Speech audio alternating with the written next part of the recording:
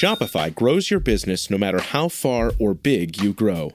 Shopify is the global commerce platform that helps you sell at every stage of your business. Whether you're selling your fans' next favorite shirt or an exclusive piece of podcast merch, Shopify helps you sell everywhere. Shopify powers 10% of all e-commerce in the US. Allbirds, Rothy's, Brooklinen, and millions of other entrepreneurs of every size across 175 countries. Plus, Shopify's award-winning help is there to support your success every step of the way. Because businesses that grow, grow with Shopify. Sign up for a $1 per month trial period at shopify.com/income, all lowercase. Go to shopify.com/income now to grow your business, no matter what stage you're in.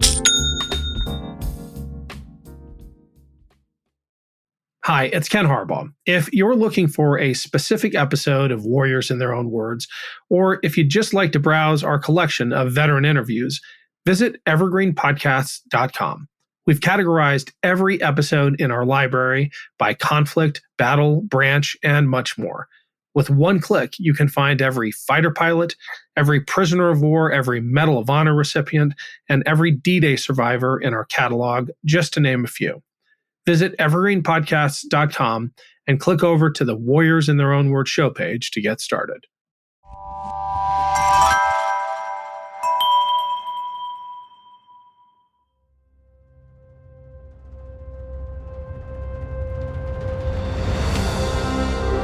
I'm Ken Harbaugh, host of Warriors in Their Own Words. In partnership with the Honor Project, we've brought this podcast back at a time when our nation needs these stories more than ever.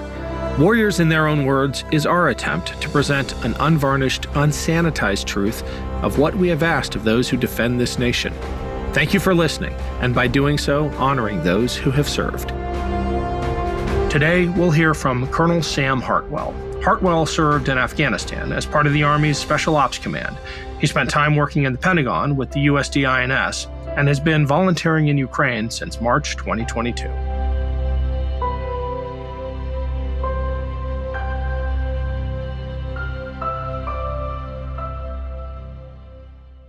Name, Sam Hartwell. Rank, when I retired, was full colonel. I was Army intelligence. I was commissioned in 1981 after graduating from West Point. Ronald Reagan spoke at our graduation, and I got to shake his hand. One of the great experiences of my life. And so I was trained as a Cold Warrior. I went straight to Fort Huachuca for military intelligence officer basic training and some advanced training. Then I went on to Korea for 2 years. The first year was in a strategic intelligence job, and the second year was border duty with a ground surveillance radar platoon. Very interesting time. Nothing really controversial except one incident where the North Koreans blew up a delegation of South Koreans visiting then called Burma at the time, killed like 18 guys. And the South Koreans really wanted to go to war against the North because of that. And the commander of 8th Army, the United Nations Command, had to put his foot down and say, no, guys, we can't do that.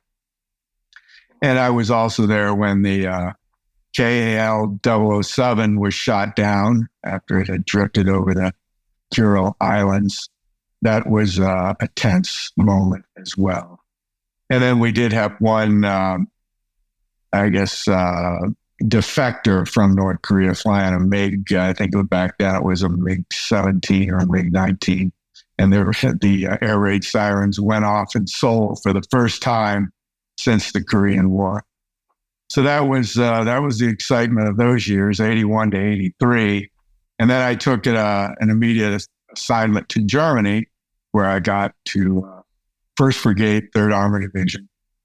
And that was from 1985 up until the end of the Gulf War, when I got out of the Army the first time, and I'll get to that in a minute.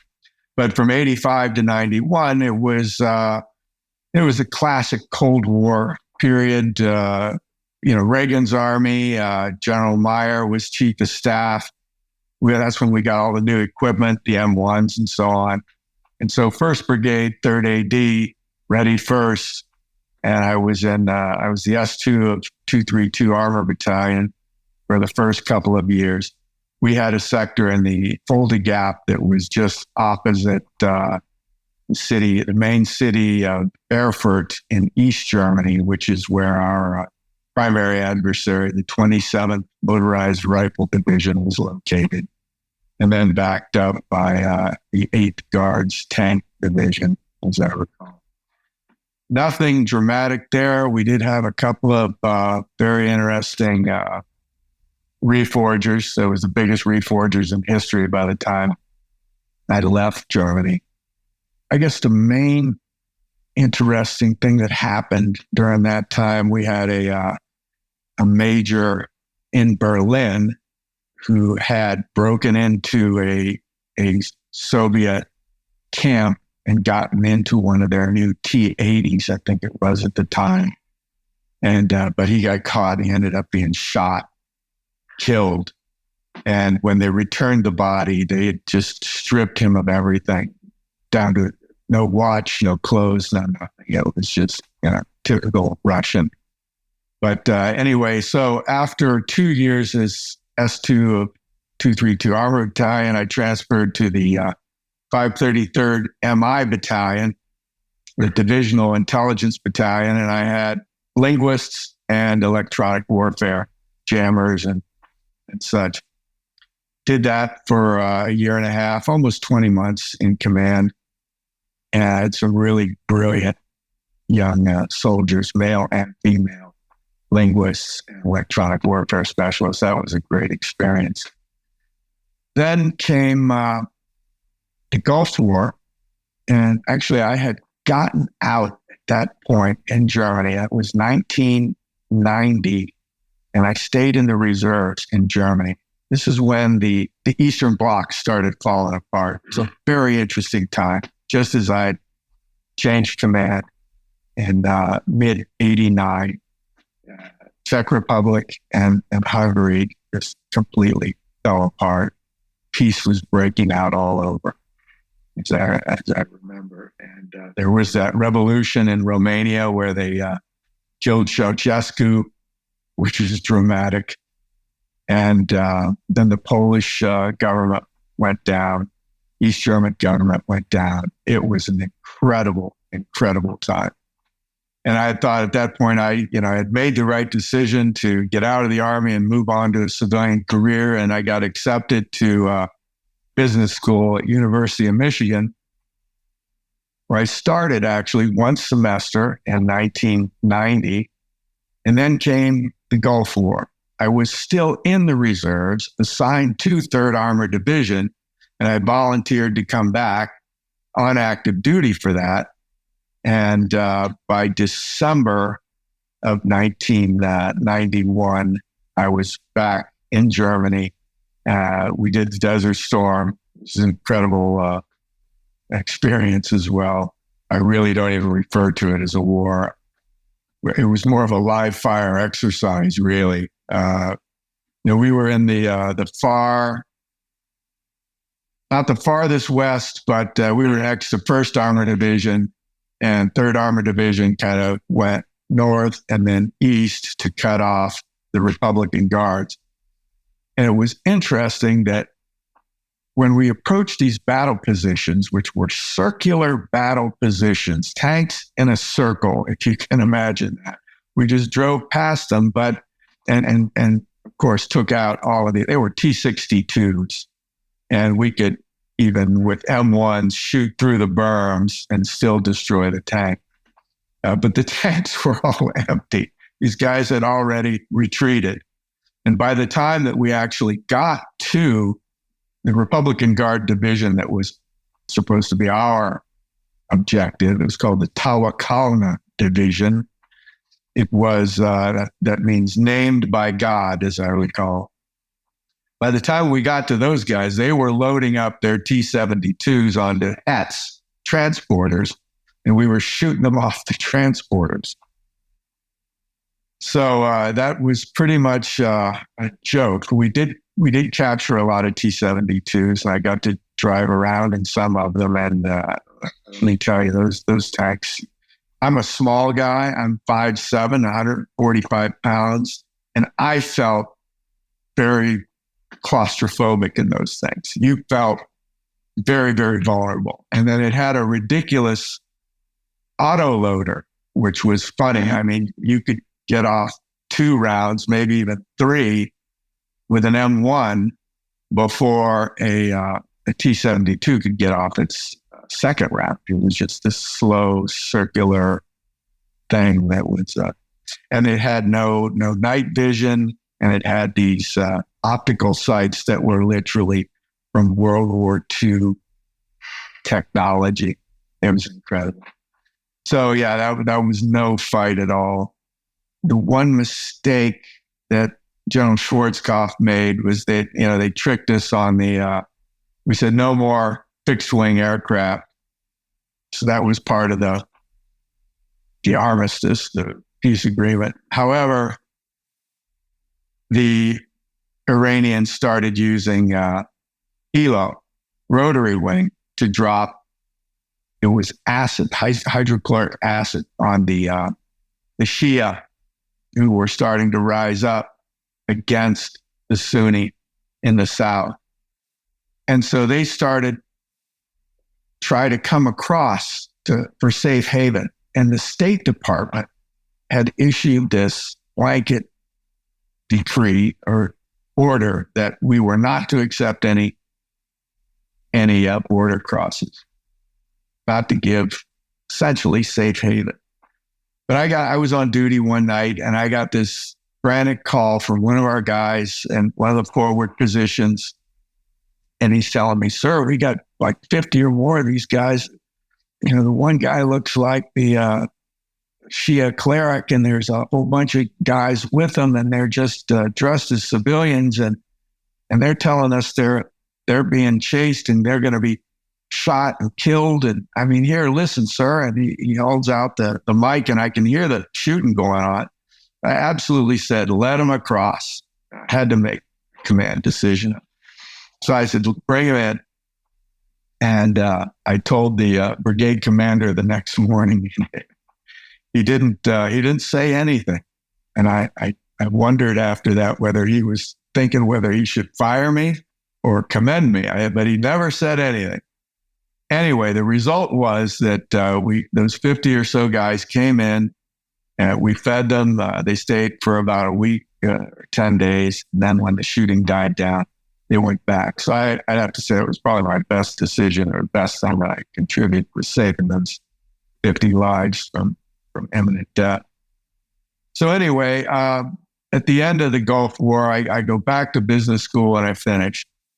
I went back to Germany and worked in international banking. And because I was a Russian specialist in the military, then my primary area of responsibility was the former Soviet Union, primarily Ukraine, where I ended up living there for about 3 years in Kiev, and got to visit all parts of the country. And I was working mostly in agricultural finance, but I got to see a bit of everything. I did also travel a lot to Russia.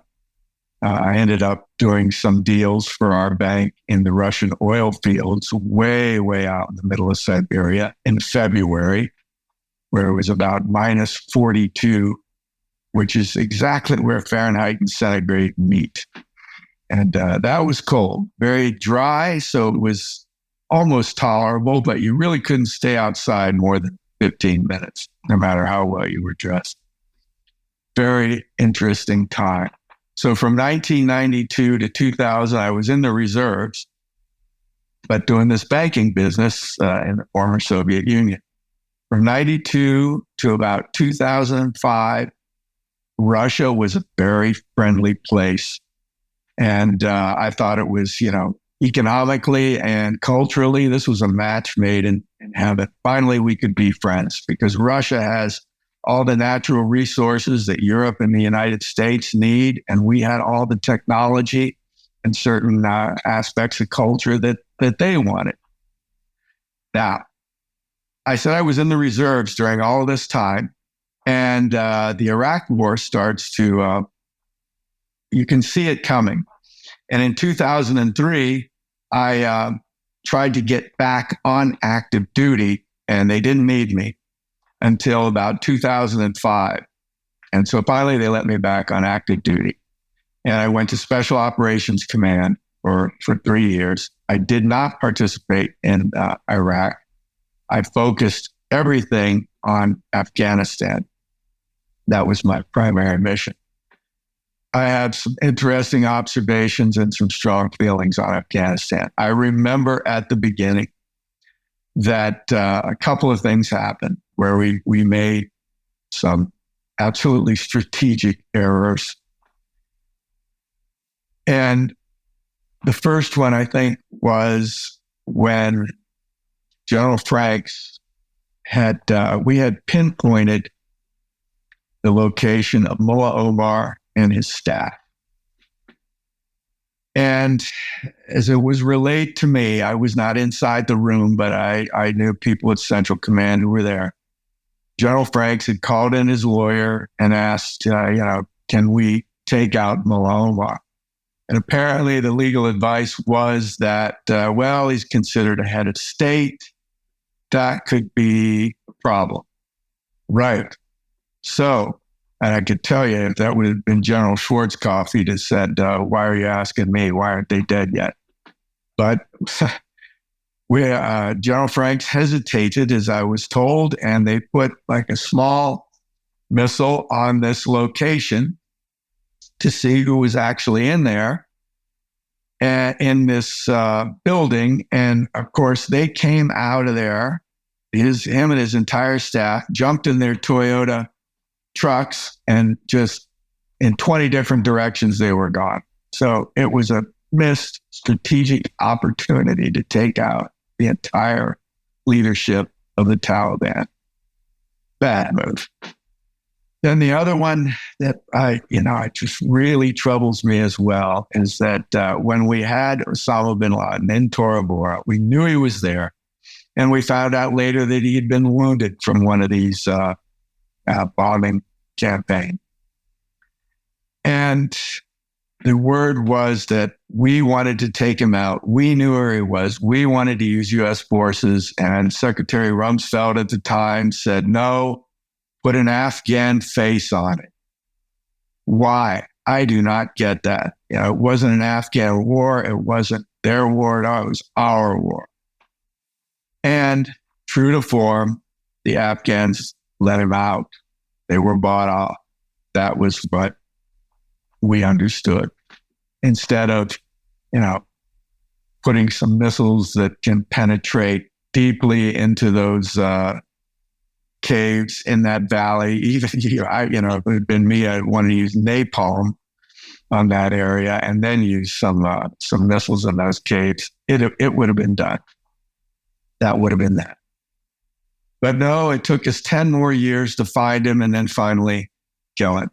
Now, I'd been on 4 or 5 different deployments for a total of 36 months in Afghanistan from June 2008 until January 2013.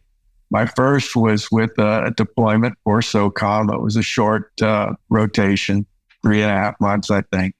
And then I went back and some counterintelligence job and counter fraud work for CENTCOM, mostly in Kabul. But then I also went on another deployment for 6 months with ISAF in Regional Command South in Kandahar, where I was a deputy for a intelligence fusion center, which was, again, very interesting, working with all of the allies. We had the UK, Canada, the Dutch, the Australians, even Romanians, who were very, very good. Romanians were very clever intel guys. That was a great deployment. But most of my time there was spent with DIA, as I was technically the second in charge. There was a civilian above me, but I, as the Colonel 06, was responsible for the all the logistics aspect of our footprint. And we had over 500 folks there. Most of them, about 90%, 90% were civilians doing various things. In fact, it was one of the interesting things that happened when we did get Osama bin Laden, right under my office, we had a biotech unit. And the way that we confirmed that it was Osama bin Laden, I didn't even know about it. I didn't have a need to know. It was a very, very secret operation. But the SEAL Team 6 guys had brought in some DNA and just handed it to our guys and said, can you check this out for you? Can you do this in the database? We don't know who this is, but see if you can find something. And it took our guys, as I was briefed afterwards, 8 hours of checking their databases with what they had in DC. And they said, wow, you got him, right? That's him, right? And that's when the SEAL team said, yep, that was him. And that's how we found out. So that happened right below my office, and I didn't even know about it.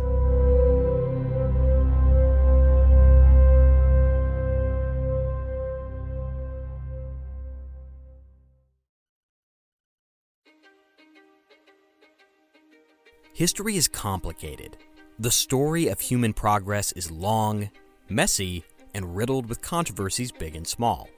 On Conflicted, we dive headfirst into history's most infamous events and contentious figures. We try and untangle the good from the bad, the fact from the fiction, and the monsters from the misunderstood. Was Genghis Khan a murderous butcher or a civic pioneer? Did the Allied powers go too far in firebombing the German city of Dresden at the twilight of World War II? And how did the Marquis de Sade acquire such a sinister reputation? And was any of it true? These are just a few of the tough questions we wrestle with and investigate on Conflicted.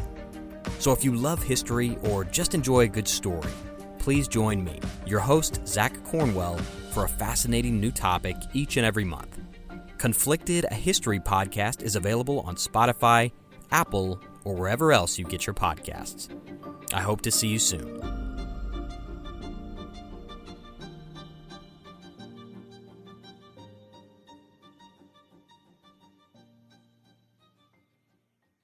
Around 10,000 BCE, families and tribes of the ancestors to the people of Britain would arrive in the southern part of the island after crossing from land that bridged from Europe. The Welsh built houses, communities, kingdoms, and continued to survive through Romans, Saxons, Danes, and Normans. The language and culture influenced by these sources continued to change and thrive, becoming ancient and modern at the same time. Join me as we travel through the history, meeting the kings, queens, nobles, and everyday people that create and grew modern Wales from the seeds of the ancient past. Croeso, and welcome to the Welsh History Podcast.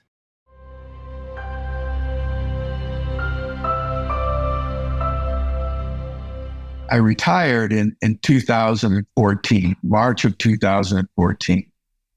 And just before I retired, Crimea happened. The so-called Little Green Men took over Crimea. And I was in the Pentagon. I was working for USD I. This was my last job. After I came back from Afghanistan, I got a job through an old West Point friend and worked in his group in the Undersecretary of Defense for Intelligence. And when Crimea happened, it was one of the saddest days of my military career, I guess, because we were watching this on TV. I don't know how we got this, but we're inside the Pentagon watching it on special TV, and it was a camera on a naval base in, I think it was probably Sevastopol or Simferopol. But it was a camera that was facing the outside. It was like as you were at the gate of this naval base, looking at the green men coming at you. There was about a half a dozen, maybe 8, absolutely in green and carrying AK-47s. And there were 2 Ukrainian naval officers standing at the gate, just with little sidearms, those little 7.62s, with hands on hips. And the one points at the green men and says, "America is with us," in Russian. And it stopped these guys. I remember that vividly. They just stopped. And I thought at that moment, I said, this poor guy doesn't understand it. This command is not going to do a damn thing. And of course we didn't. And I just felt like hell because we had signed the Budapest Memorandum guaranteeing their sovereign borders. It was signed by us, the UK, and Russia, who's now violated it. And I know the guys in the UK, they were ready to go. They were ready to do something. They always are.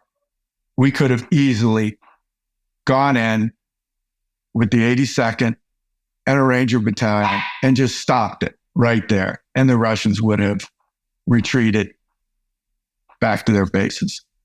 And history tells us from Harry Truman onward, as Stalin told Truman, "I'll keep my agreements if you make me keep my agreements." So if there was ever a time to confront Russia legally, under international law, that was the time to do it. But we let him get away with it.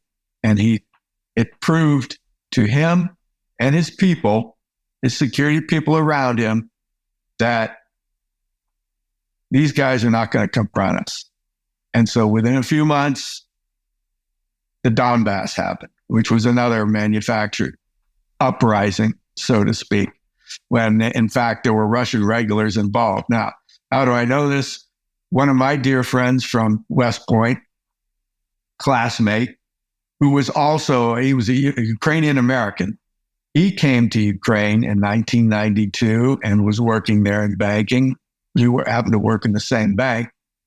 He ended up joining the Ukrainian National Guard just as a regular private because he didn't want to lose his American citizenship. And there's rules on that.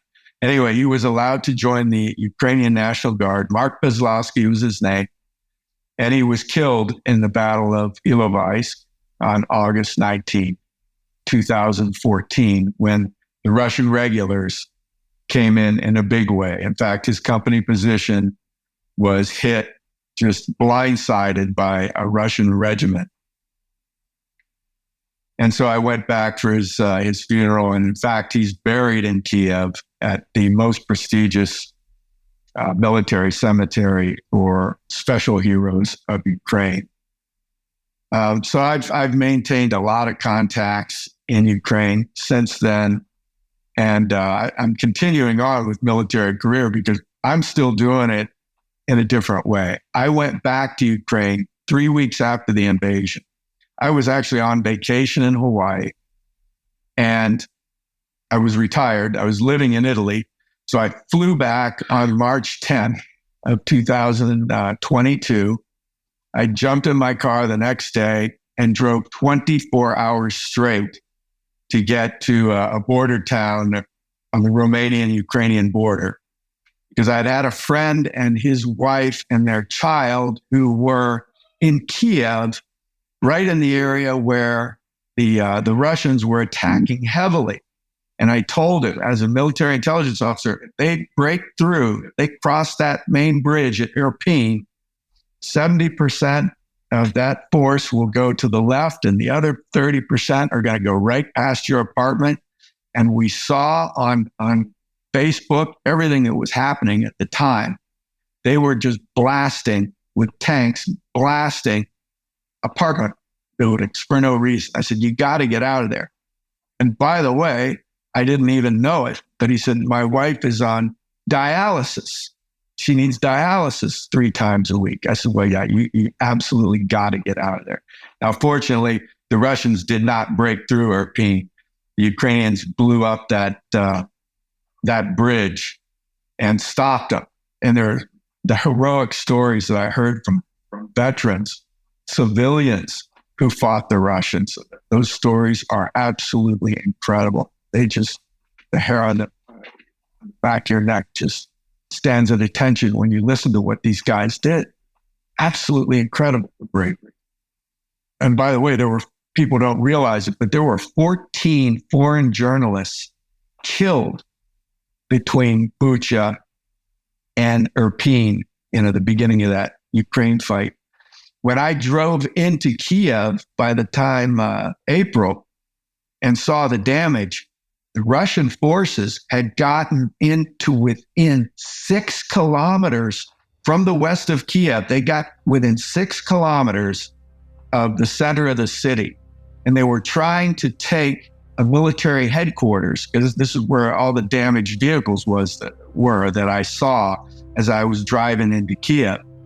It just amazed me. They must have been, I don't know what this advanced force was trying to do. It was very small, but they got in there and the Ukrainians just plastered them. It's unbelievable. And I'm getting a little ahead of myself, but that family that I did finally get them out of there, and I got the wife and the whole family hooked up with an Italian charity, Catholic charity, that was special. Their special mission was only for dialysis patients, and they evacuated them all the way to Rome, which is where they still are. And she's still waiting for transplants for her pancreas and kidney. That was Colonel Sam Hartwell. Thanks for listening to Warriors in Their Own Words. If you have any feedback, please email the team at kharbaugh@evergreenpodcasts.com. We're always looking to improve the show. And if you enjoyed this episode, don't forget to rate and review. Warriors in Their Own Words is a production of Evergreen Podcasts in partnership with the Honor Project. Our producer is Declan Roars. Bridget Coyne is our production director, and Sean Rule-Hoffman is our audio engineer. Special thanks to Evergreen executive producers Joan Andrews, Michael DeAloia, and David Moss. I'm Ken Harbaugh, and this is Warriors in Their Own Words.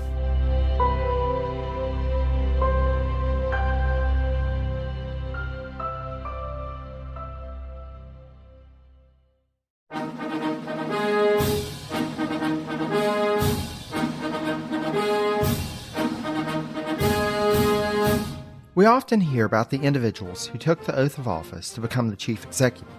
But what about the other people who play a role in each administration, or the events that may not be as well known, but that contribute to the reshaping of the office of the American presidency? On the Presidencies of the United States, we explore each administration beyond just the person holding the highest elected office in order to better understand the history that brought us to the modern-day presidency. I hope you'll join me on this journey through the annals of presidential history. Presidencies can be found anywhere fine podcasts can be found, and is a proud member of the Evergreen Podcast Network.